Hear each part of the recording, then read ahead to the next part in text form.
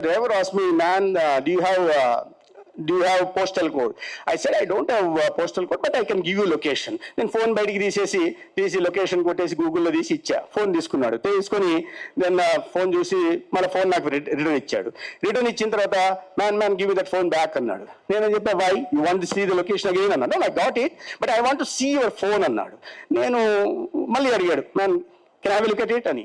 నేను చూసేసా అంటున్నావు కదా, మరి ఏందని అంటే, నో వాజ్ దట్, నేను ఆ ఫోటో వాడు వెనక్కి ఇస్తున్నప్పుడు ఆ బటన్ ఇదే ఒక ఫోటో పాపప్ అయింది, స్క్రీన్ సేవర్ పెట్టుకుంటాం. నేను దాంట్లో ఈ దేశ ప్రధాని నరేంద్ర మోడీ గారితో షేక్ హ్యాండ్ ఇస్తూ ఒక ఫోటో ఉంది.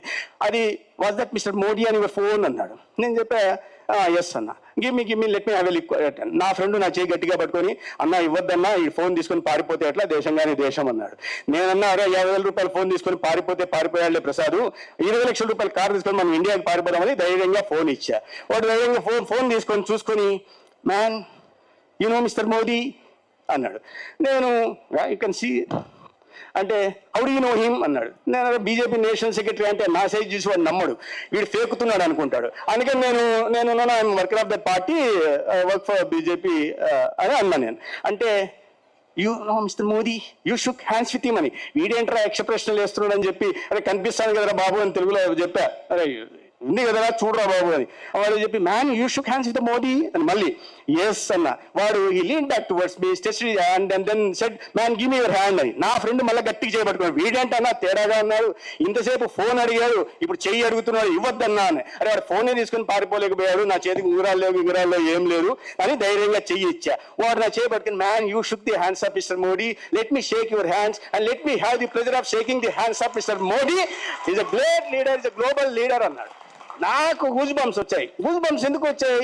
సరే ఏసం బీజేపీ వర్కర్ అంటే, నేను మంత్రిగా ఈ రాష్ట్రానికి వచ్చినప్పుడు, కూటమి ప్రభుత్వం ఏర్పడినప్పుడు, చంద్రబాబు నాయుడు గారు, పవన్ కళ్యాణ్ గారి నాయకత్వంలో ఈ రాష్ట్రంలో కేవలం 3 మాత్రమే ఆర్గాన్ ట్రాన్స్ప్లాంటేషన్ సెంటర్స్ ఉన్నాయి. ఇవాళ దాన్ని 3 నుంచి 6 పెంచి 9కి ఆర్గాన్ ట్రాన్స్ప్లాంటేషన్ సెంటర్స్ తీసుకెళ్లాం. భవిష్యత్తులో ఇంకొన్ని 12 సెంటర్స్ ను కూడా ఏర్పాటు చేసే దిశగా కూడా ప్రయత్నం చేస్తున్నాం. అయితే చాలా వరకు ఈ ఆర్గాన్ డొనేషన్ ట్రాన్స్ప్లాంటేషన్స్ ఏవైతే జరుగుతున్నాయో ప్రైవేట్ హెల్త్ ఫెసిలిటీస్ లోనే ఎక్కువ జరుగుతుంది. 90 to 95% దాంట్లో జరుగుతున్నాయి. కానీ నాకు సంతోషం అనిపించింది ఏంటంటే, ఈ కిడ్నీ, లివరు, మిగతావి కాస్త ప్రైవేట్ హెల్త్ ఫెసిలిటీస్ జరుగుతుంటే, హార్ట్ ట్రాన్స్ప్లాంటేషన్స్ మాత్రం గవర్నమెంట్ హెల్త్ ఫెసిలిటీస్ జరుగుతున్నాయి. గత 3 సంవత్సరాల్లో కేవలం మన రాష్ట్రంలో 3 హార్ట్ ట్రాన్స్ప్లాంటేషన్ ప్రైవేట్ సెక్టర్ లో జరిగితే 17 హార్ట్ ట్రాన్స్ప్లాంటేషన్స్ గవర్నమెంట్ హాస్పిటల్లో జరిగాయి. కాబట్టి అటువంటి నైపుణ్యం కలిగిన డాక్టర్లు మన దగ్గర ఉన్నారు. కావాల్సిందంతా కాస్త ప్రోత్సాహం, కాస్త మోటివేషన్ ఇవ్వడానికి ఈ ప్రభుత్వం సిద్ధంగా ఉంది. దాని కారణంగానే ఇవాళ మన్మథరావు గారు డైరెక్టర్ ఉంటున్న విమ్స్ లో ఫస్ట్ ఎవర్ లివర్ ట్రాన్స్ప్లాంటేషన్ కూడా గవర్నమెంట్ ఫెసిలిటీ చేయడం. ఇవాళ రాష్ట్రంలో ఇప్పటిదాకా గవర్నమెంట్ ఫెసిలిటీలో ట్రాన్స్ప్లాంటేషన్, లివర్ ట్రాన్స్ప్లాంటేషన్ జరిగింది ఒక విమ్స్ లో మాత్రమే. రాబోయే రోజుల్లో మిగతా సెంటర్స్ కూడా ఇదే విధంగా అభివృద్ధి చేసే దిశగా కూడా ప్రయత్నాలు చేస్తున్నాం. మా వాళ్ళు ఏమేమి చేయబోతున్నాం అనేది చాలా పెద్దగా ఇచ్చారు. ఎంతమంది నిరీక్షణలో ఉన్నారు, అవి ఇవి అని నోట్స్ ఇచ్చినట్టున్నారు.